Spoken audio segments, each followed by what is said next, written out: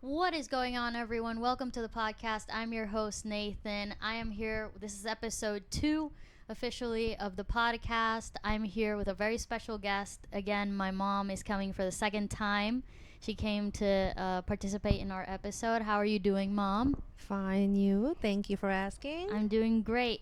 Speaking of, we're on YouTube right now. Do you have a favorite YouTuber or YouTubers? Oh my God, yes. Who? Trixie Mattel and Katia. I love them. Yeah, they're great. They're fantastic. If you don't know who they are, they're two drag queens. They were on Drag Race, RuPaul's Drag Race, and they have their own little YouTube show called and they also do other videos on YouTube, which is really funny. Trixie Mattel has her own YouTube channel, and Katia does not, but she participates with Trixie on her channel a lot. They do makeup tutorials and videos, and they do a lot of stuff with Wow Presents and Netflix. They do a lot of stuff with Netflix too. So today is going to be an episode where we do Reddit reactions. So without further ado, here we go. All right, you ready? Yes, howdy. All right. Okay. All right, so this post is by New Imagination 1289. Am I the jerk for not giving my sister-in-law the money after I sold a cell phone she gifted me? Okay, so last year I, 19 female, broke my cell phone.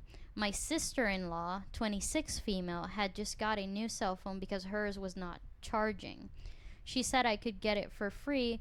I would only have to fix it and buy a charger. I did and have been using it since. I just bought a new phone purely because my stepdad was selling it and I'm impulsive.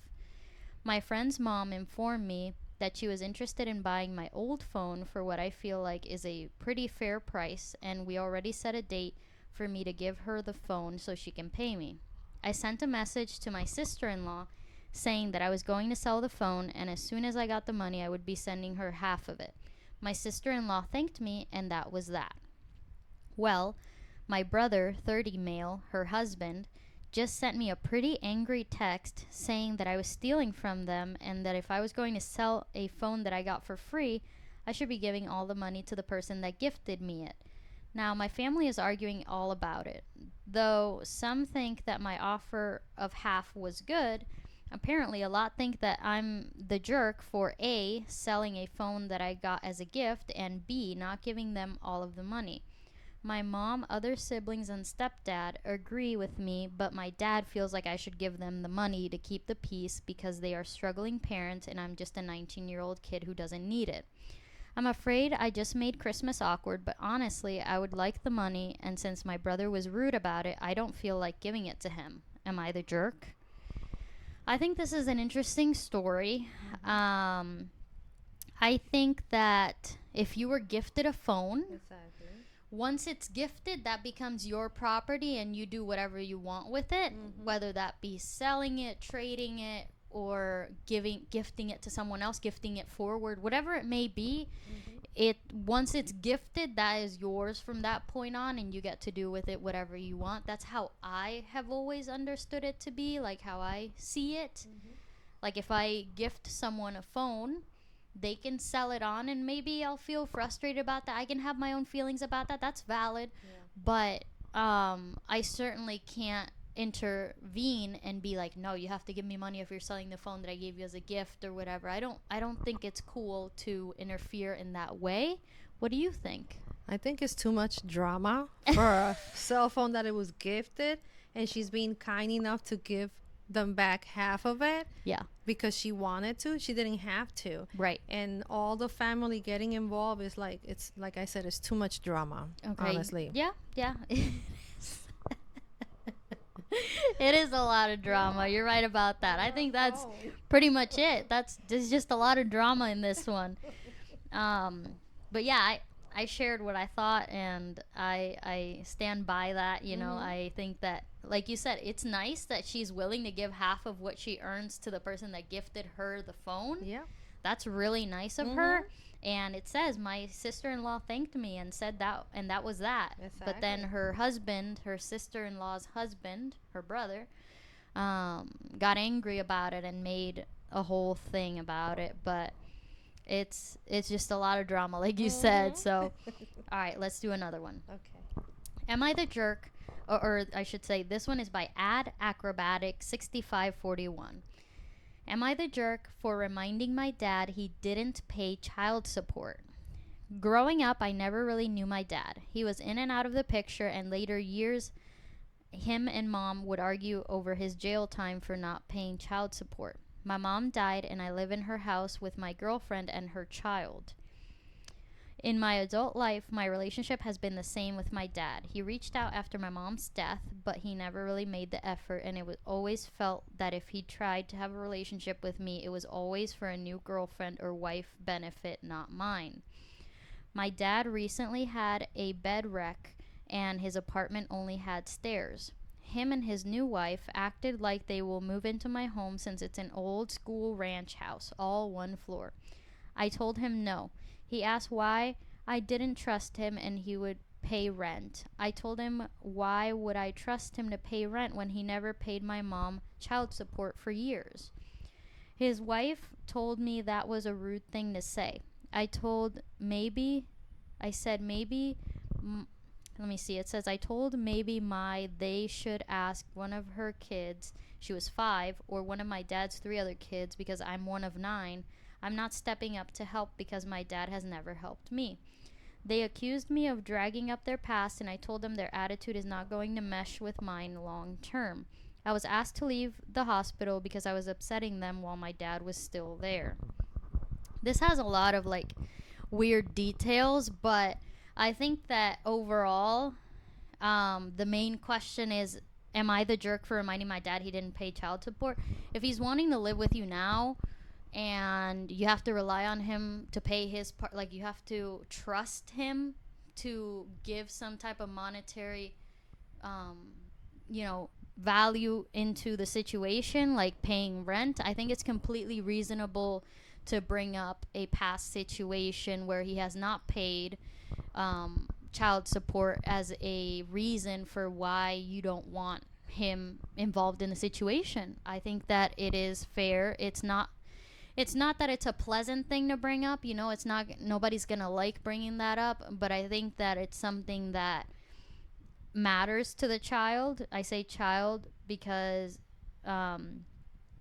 just trying to bring up the fact that this person was a child and the dad was not there in their younger years. But what do you think? Well, I think that in the situation that they are right now, his dad and the conversation they're having to move in together, I would brought the subject, but not at that moment. Okay. But I will still stand on the thoughts that they don't want the dad living in the house. Yeah. Just tell them the reasons, but not like throw that in the face because they're gonna feel offended or whatever. Yeah, I see that. And like I said, he has other kids. He could ask other kids or get another solution, and why live with that kid. I don't agree. If the kid doesn't want to live with the dad, he should respect that. Yeah, he should, and he has like 8 other options. Exactly. Because they said they were one of 9 kids. So yeah, he got more kids. They can definitely look at other options. The dad can look at other options or try to live on his own if he can. It seems like he might have some financial issues, and that's why he's trying to talk to one of his kids and try to live with them. Maybe it's less rent, but I think that you are not the jerk. I think that it is totally reasonable for you to talk about the things that you were discussing and to not necessarily want him to be living with you. I think that's reasonable. And also, it doesn't say anything there, but you don't know the intentions of the dad is because now he needs to live in a first floor, and it's so convenient that the house, his son lives there, and how long is the dad gonna live there? Right. Maybe the dad will never leave the house, and maybe he's gonna think that that's his house, and there's gonna be more problems. There's a lot of things that he has to think about, and it's good that he said no for the reason that he gave. Maybe that was not the proper wording to say at the moment, but whatever it is, just talk it out. And if you don't want your dad there, you just say no. Right. He has to respect you. you have the right to set those boundaries. Exactly. And you have the right to say no, especially if he wasn't present during your childhood, you know? That's true. All right, last one. This is by Guidance Subject 7546. Am I the jerk for telling my husband when he's adding to my mental load? My husband, 33 male, and I, 33 female, have been married 7 years, together for 9, and have a 5-year-old girl and a 3-year-old boy together. I have autism and ADHD, and I am trying really hard to eliminate anything that adds to the mental load associated with motherhood and general organizing of the household, as I tend to get overstimulated easily. My husband and I have talked about the mental load, but he never quite understands it. I was out grabbing stuff for dinner and texted him to put some water on for pasta and chop some stuff up, which he did. I got home and put some pasta on, and when it was ready, he took it off. The pasta was for him and the 2 kids. I'm a celiac, like she has celiac disease. So I had different things to eat. He asked if he should cool some down for the kids as they were getting restless, and I said yes. He asked how much, and I said whatever you think. He showed me and said, "So that much?" I said a little bit more, but then I decided that was a good example of adding to my mental load by asking a question he really should have known the answer to. So I told him that questions like that add to the mental load, and we both have known the kids the same amount of time and should roughly know how much they're likely to eat, so he should be able to figure out how much pasta to set aside for them. He immediately got defensive and said it was just a question and I should have just answered it. Then he went to sulk on the couch. I said I was sorry and I was just trying to communicate my point of view to him, and he said there's no point in him helping if he can't ask me anything. Am I the jerk? I don't believe that you are, and I'll tell you why. I think that, so in the example, the husband is saying, how much pasta for the kids, this much or that much, and he's asking every little detail that he should be able to kind of know on his own because he's known the kids for as long as she has, and he should know what portions to give the kids and all that. But maybe he feels lost like some dads do. Some dads can be clueless, you know what I mean? Yes. And he might need more guidance than the average person, or like most dads just needing guidance on different things. And I can understand how for her, on her side, she's already being overstimulated and dealing with stuff in her brain, the mental load. She doesn't want to have him ask any more questions because she's overloaded and trying to manage as is. I think it was reasonable for her to express that, but he got defensive. And the appropriate response in a healthy situation, I would expect to be, and maybe he was frustrated beforehand or whatever, but the appropriate response I would expect would be validating her feelings, recognizing that she is acknowledging that she is overloaded in her head, and saying, I'll try to do better next time. There's recognition, acknowledgement, validation, and then changing the behavior for the better. So that's what I think, but tell me your thoughts. I think that if they've been together for 7 years and they have 2 kids, he should know by now the dynamic, know when she gets stressed out or when she's overwhelmed. I know basically men are clueless, but if he put a little bit of pasta and the kid wants more, just give him what you serve and serve him more. If it was too much and they don't want it, well, just eat the amount the kid wants to eat. It's not such a big deal that he has to be asking for every little thing. He should know, like he said, to know how to deal with that. Everything has a good solution, and he should start doing things on his own without asking her every 5 minutes for a question related to the kids or whatever else. It could overwhelm her too. That's what I think. Yeah, I think it was also nice that even after she told him her needs and her expressing how she felt and that she's overloaded and all this stuff, he got defensive. But even after that, when he She went to the apologized. couch, that's right, she apologized. Yeah. And that was so nice. That was Yes. trying to open up another channel of communication Mhm. again, to try to communicate the points of view. But then he got defensive again and said, there's no point in him helping because he can't ask her anything. And that's just him being kind of closed up. And he needs to cool down and kind of realize that she's trying to communicate with him in a healthy way so both can receive the help they both need, or both needs can be met for his side and her side. You know what I mean? Very true.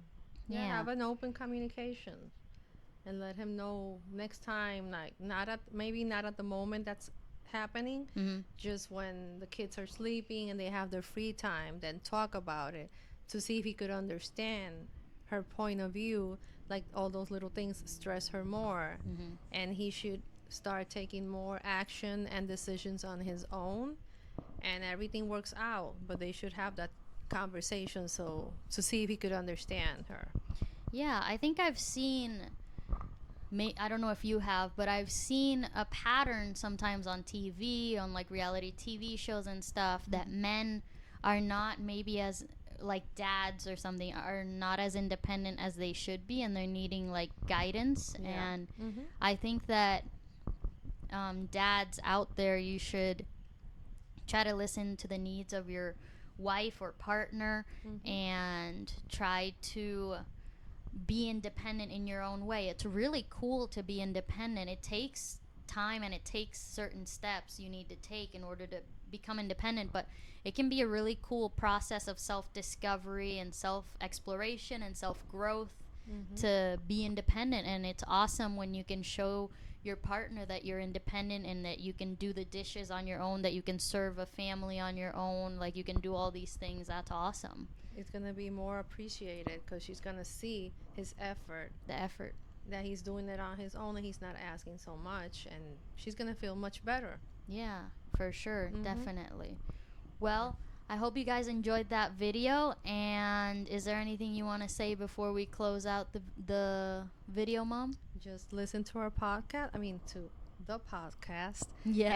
And I hope you enjoy it and keep on listening and have a good howdy day. Yes, have a howdy day, everybody. Take care. Bye-bye. Bye.